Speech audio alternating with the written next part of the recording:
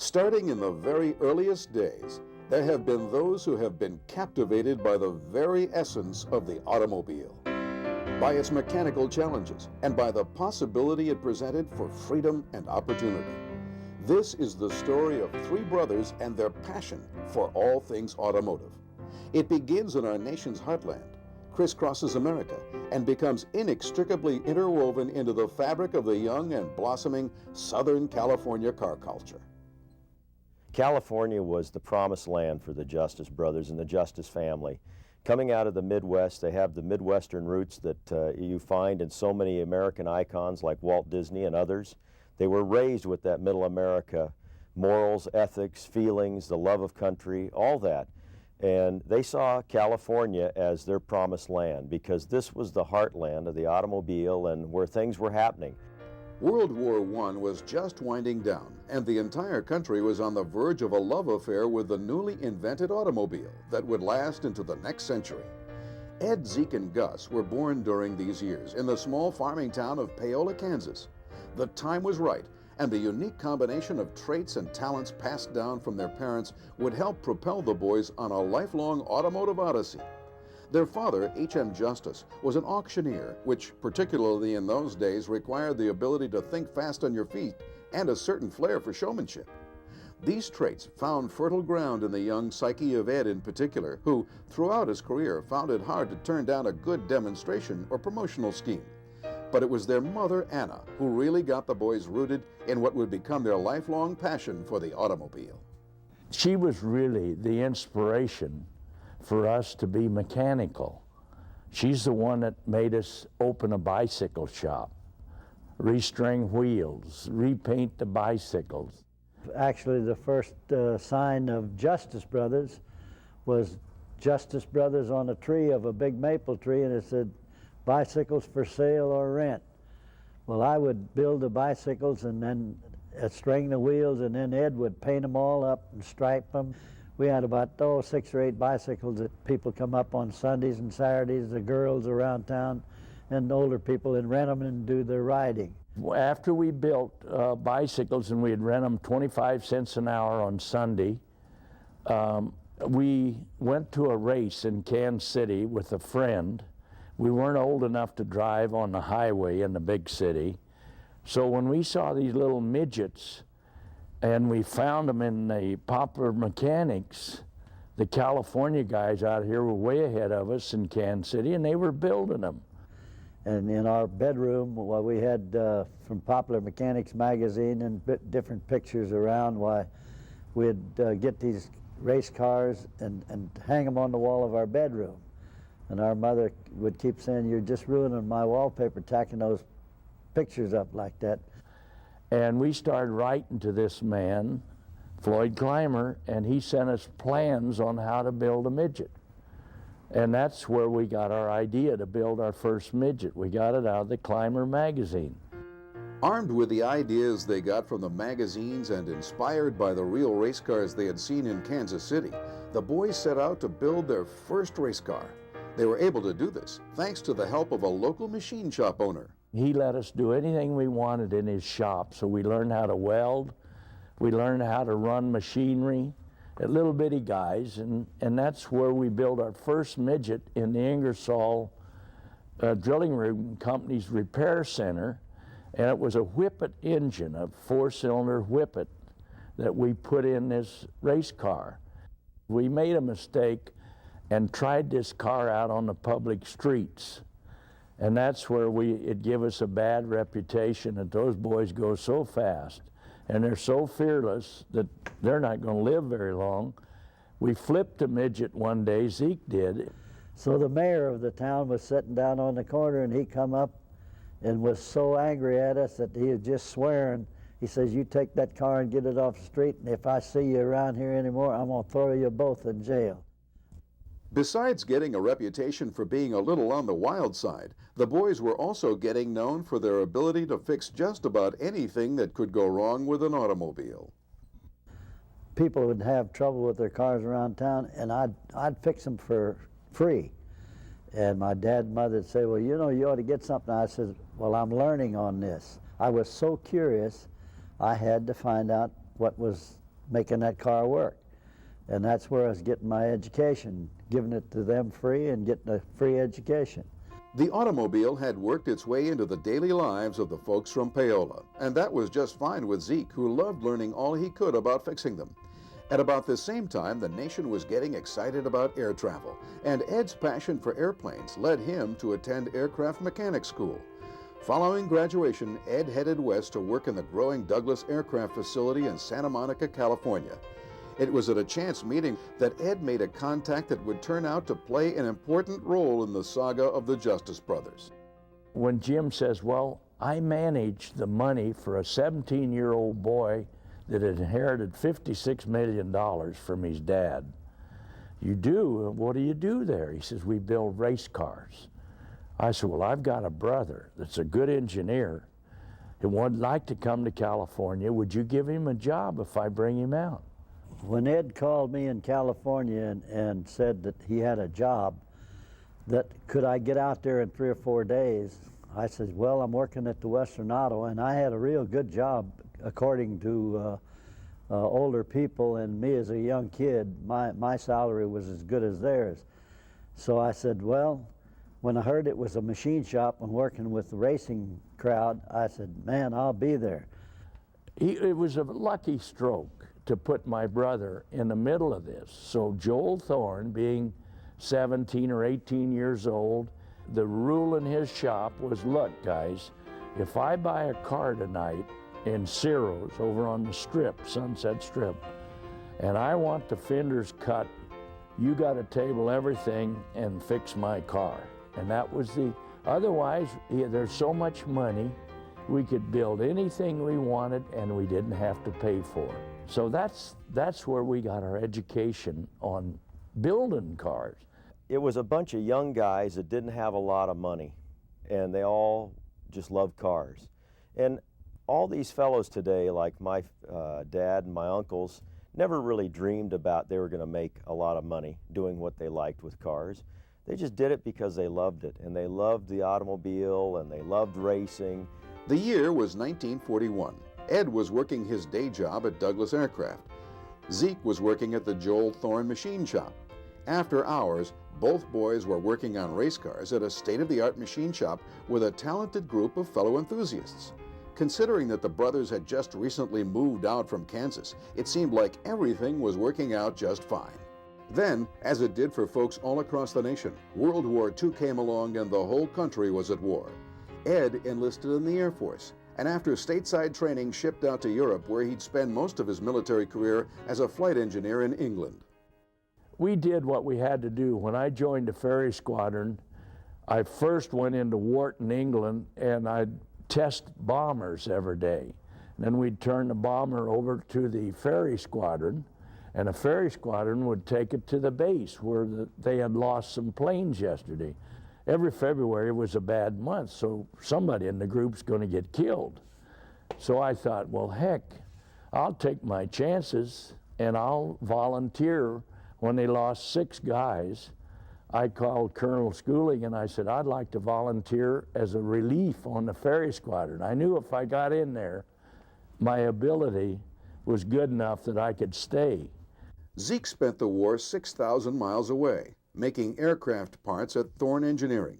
Here, he met up with another racer that would figure prominently in the story of the Justice brothers, Frank Curtis. So then all during the rest of the war, Frank was there, my boss, and we was running a drop hammer shop.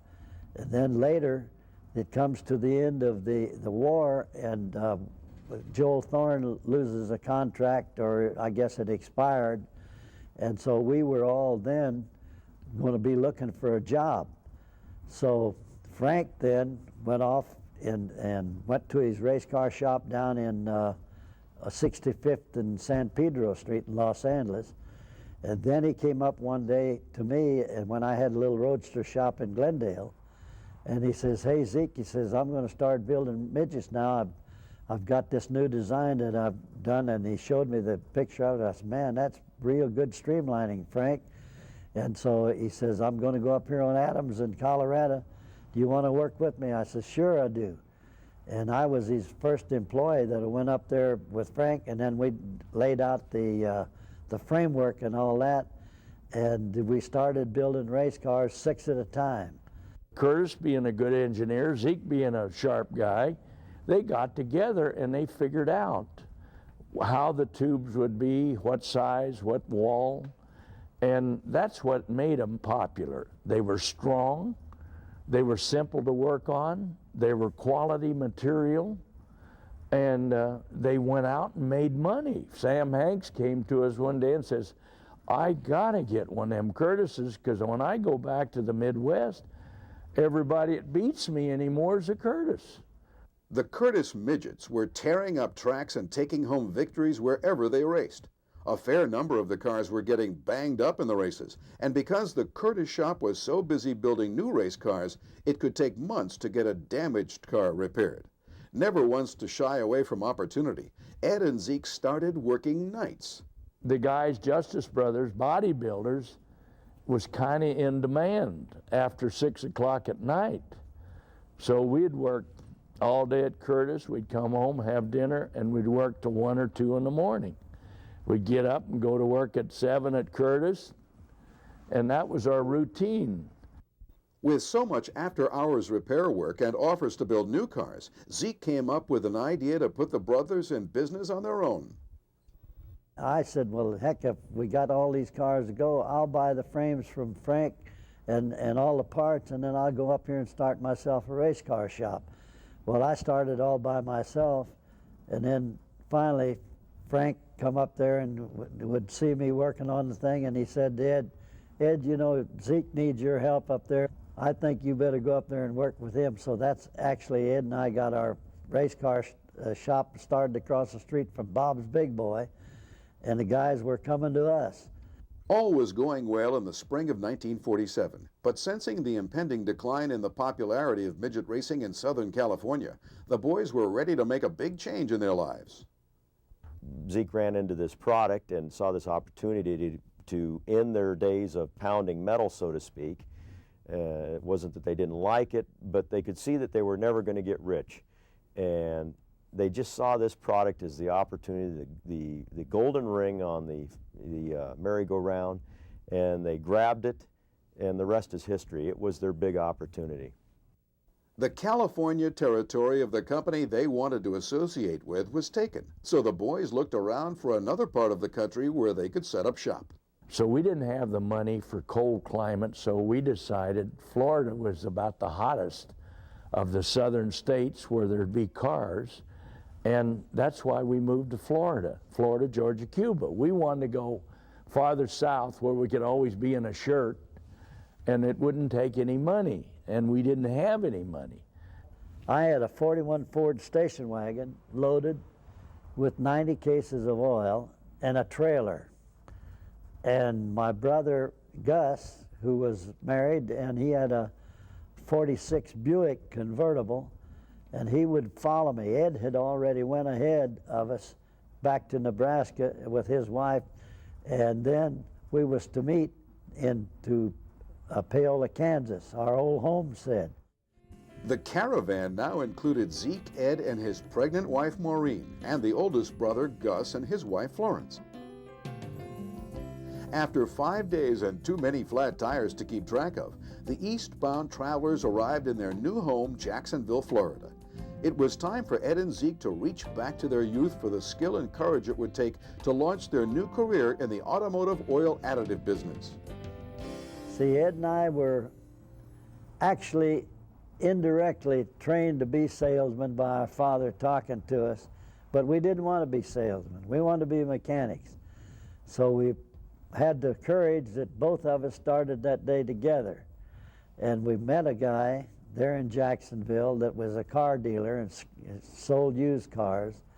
And we made a demonstration to him, both of us selling together, and we sold him the oil. And that was our first sale. And from then on, we just would demonstrate, go to filling stations, talk, get acquainted with them, and demonstrate some more and put cars on the lift, show them how the car would actually run faster and better by reducing the friction of the engine and the rear end and transmission, all that. So just gradually got ourselves started. From the earliest days and as the company grew, Gus became an indispensable member of the team. Although confined to a wheelchair following a car accident as a youth, Gus brought his invaluable business management skills to the new venture. He was a money manager. He was an office manager. He kept people smiling whether we had money in the bank or not. You know, they'd say, Gus, shall I hold up part of the bills? No, go ahead and write the checks. We've always had an excellent reputation of paying our bills. Gus, he was a guy that was always money. And he was a very cautious guy, and he figured it out. Like I said, mathematically, it had to work by the numbers. But I could see him look at Ed and I with awe. Sometimes you crazy too. You got more cuckoo ideas than you should have, but I'm going to go along with you because if you make any money, I'll be there, and I can't walk, and so I'm going to be there with you. It wasn't only Gus who thought that some of the boys' ideas were a little out there. In their early days in Florida, the Justice brothers didn't always receive the warmest of welcomes, but their racing roots would again come to the rescue. When they went down there, they were these West Coast whiz kids that came out of the Curtis factory. Their Midwestern roots were totally forgotten at that point. Now they had lived long enough in California that they became part of this whiz kid California scene. And so when they went to the South, particularly in that time, they were the slick guys from the West Coast. We got acquainted again. We were in a nest of guys, Junior Johnson, Curtis Turner, the Flying Flocks. Those guys were all our buddies because we helped them. We'd sell oil during the day and help them build fenders or something, the hood on a stock car at night. So if we hadn't had our car background, no way we would have ever invaded Florida. They'd see that we knew what we was talking about, the race cars, so they would agree, hey, go ahead and put your product in my car, and they found that it worked for them. And so that got our name around in the racing, and we'd put our advertising on it. And the stock car racing was an enhancement of our getting into business down there in Florida and Georgia. So there they were. And so when NASCAR was formed, they had this product they were selling, and lo and behold, they went to their friends and they started using the product, and they ran the decals, and that was really what put them on the map.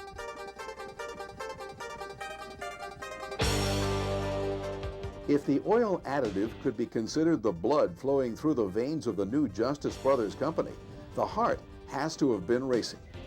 Racing in all its forms, from midgets to the formative years of NASCAR, right up to include the pinnacle of U.S. motor racing, the Indy 500.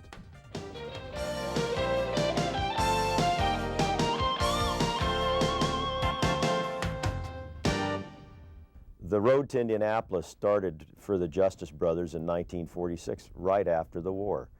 And that was with Zeke, with the Thorn car. And they won with George Robeson. Zeke was involved in building of the first Curtis Craft Indy car, the Ross Page Special, that he and Emil Dietz built for Frank. Zeke became good friends with Chet Miller, who was the legendary Novi driver, among others. And the Justice Brothers and the crowd at Indianapolis and that whole Indianapolis scene became one. Race car builder Frank Curtis again enters the picture to bring the brothers back to the Speedway in 1950. Frank Curtis wrote to my uncle Zeke and expressed to him that he would be willing to let the Justice Brothers sponsor his factory Indy car, so to speak, team car, with the driver, Johnny Parsons, who was the '49 national champ, and this was at the tail end of 1949, as I said, for a small amount of money. So they go to Indianapolis. Johnny qualifies okay, not on the front row, but he qualifies well, goes out, gets into the lead, the rain comes, it's a rain-shortened race, and they win the race. They were so unprepared for a victory that they didn't even have any plans for a victory banquet, and they had to go out hurriedly after the race and find the Claypool Hotel downtown and set up a victory banquet. I mean, you talk about a shock. They, in their wildest dreams, never thought they would win. Now imagine you win your Indianapolis 500 the first time you ever try. Doesn't happen very often. But they come back in 1952 and get together with the Granatelli brothers, with the Grand Corps Automotive Special, and sponsor them with Jim Rathman, and they come back to get second place in 1952. So they had a first and a second within a matter of basically a span of 3 years. In 1952, I had the fortune of meeting with Ed and Zeke Justice, who sponsored my car at Indianapolis. It was a Curtis Craft Offenhauser, and it was called the Win Friction Proofing Oil Special. It was great to be with them, and it was always a great relationship.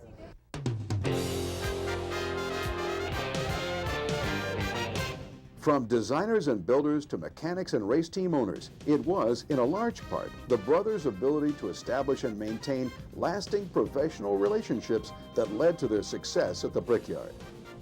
After achieving so much in such a short time, the Justice brothers would take a break from the Indy 500 for many years. But as history has shown, they would return to the Indiana Classic.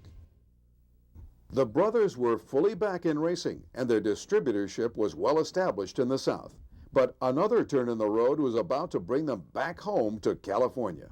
They had been in Florida a long time, and they were ready to come home. The rest of the family was living in California. My dad had got them moved out there.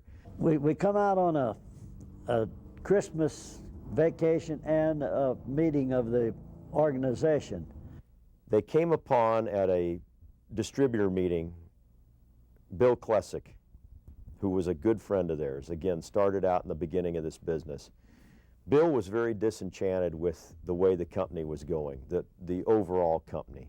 Ed said, "Why don't you sell your business to me?" And he says, "All right, I'll do it."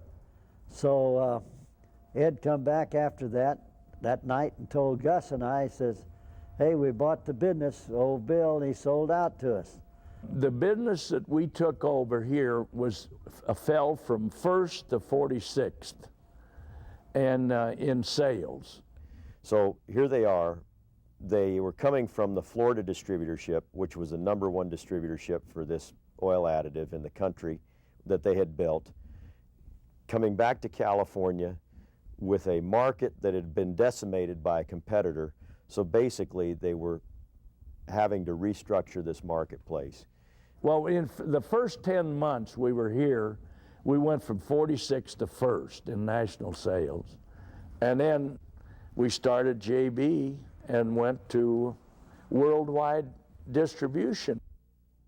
It's just one of those things that the opportunity is there if you'll just put your thinking cap on and figure out what you got to do to make it work. And that's what we did. The Justice brothers were back in California where they'd always wanted to be. They'd taken over an ailing distributorship, grown it to be #1 in the nation, and then gone out on their own one more time. And as always, the road toward this latest success just happened to lead right to the nearest racetrack. While the new California-based operation would get involved in all forms of motorsport, the most significant relationships grew out of the new sport of drag racing. I think the first time that I became acquainted with the Justice brothers in action was out at Pomona Raceway in the early years when we were running there in the 1950s. I think with their product that they were certainly pioneers in the early days of oil additives, and there was a lot of stiff competition at that time, but they were one of the forerunners, and again, I think their credibility was based upon they were so well accepted because of the position of active running in automobile racing. It was shortly after they returned to California that the brothers began to notice an up-and-coming racer who had also recently made the move west from Florida.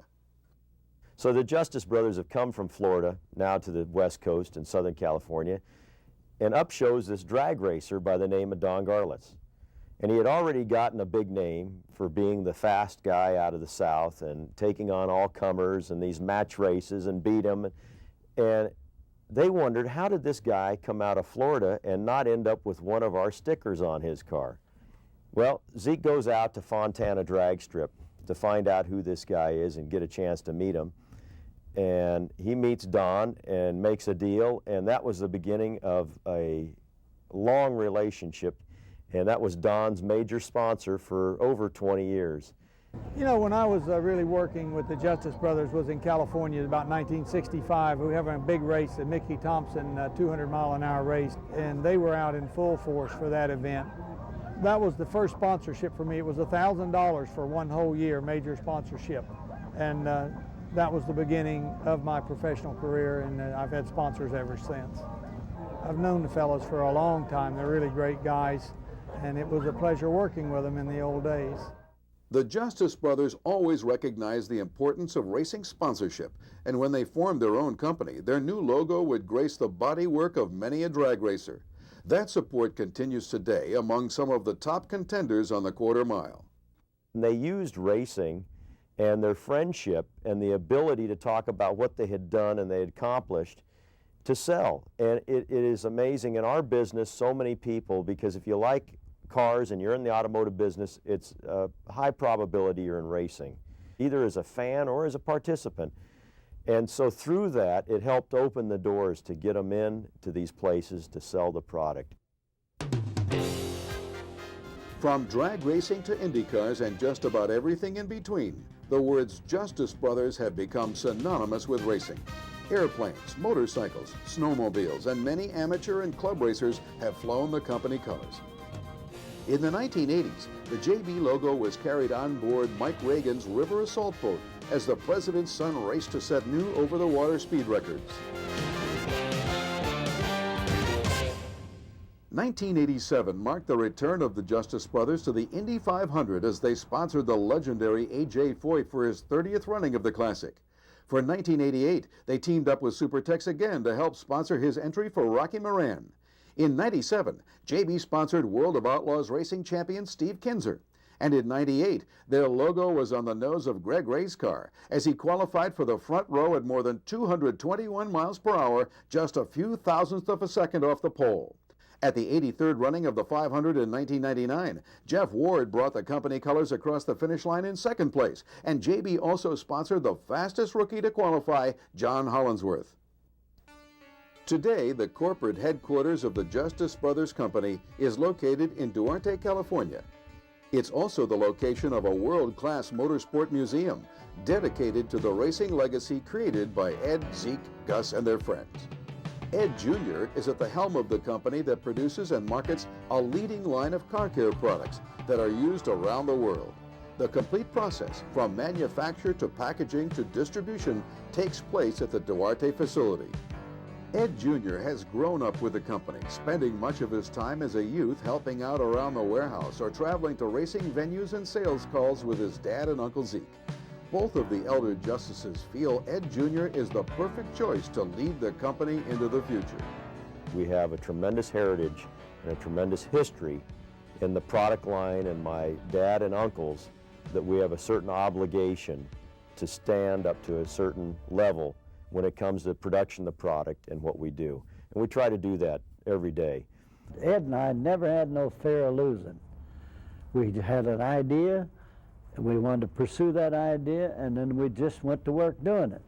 And it's kind of, I always had in my mind, like Henry Ford says, you give the people the product they want, and they don't worry about the money, it'll be there. And that, I always had that in my mind. We just don't want to be one of the regular companies. We want to be the best. And to strive to be the best, that's where the drive comes in. It just, whether you ever got the gold ring or not, you always had hopes that someday I'll grab that gold ring and they'll talk about us. And I think we've won that, that position. I hope we have, anyway. I hope we've won it.